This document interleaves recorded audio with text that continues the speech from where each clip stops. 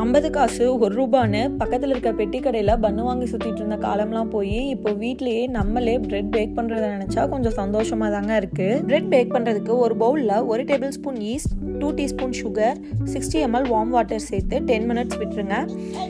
இன்னொரு பவுலில் 400 கிராம் மைதா, 3 table spoon butter, 1/2 spoon salt, 120 ml பால் சேர்த்து கூடவே 10 நிமிஷம் வச்சுருந்த ஈஸ்ட் மிக்சரையும் சேர்த்து நல்லா மிக்ஸ் பண்ணிக்கோங்க. மாவு பிணையிற அளவுக்கு வந்ததும் சர்ஃபேஸ்க்கு மாற்றி 10 to 15 நிமிஷம் மாவை பிணைஞ்சுக்கோங்க.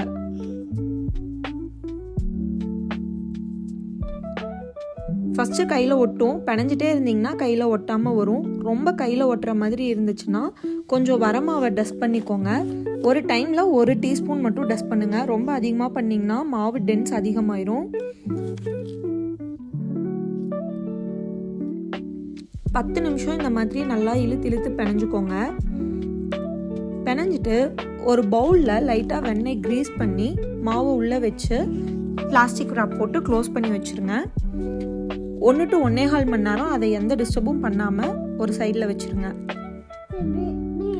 1.25 மணி நேரத்துக்கு அப்புறம் எடுத்திங்கன்னா இந்த மாதிரி நல்லா ரைஸ் ஆகி வந்திருக்கும். திரும்ப பஞ்ச் பண்ணி நல்லா ரோல் பண்ணிக்கோங்க.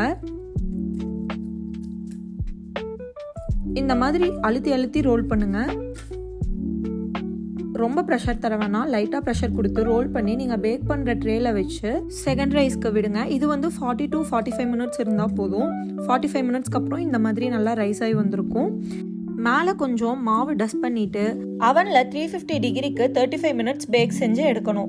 டாப்பில் கோல்டன் ப்ரௌன் கலர் வரணும். தட்டி பார்த்தா டொப்புன்னு சத்தம் வந்தால் நம்ம பிரெட் ரெடின்னு அர்த்தம். இதே ப்ரொசீஜர் தான் நீங்கள் குக்கரில் வைக்கிறதுக்கும் 30 to 35 மினிட்ஸ் குக்கரில் வைக்கணும்.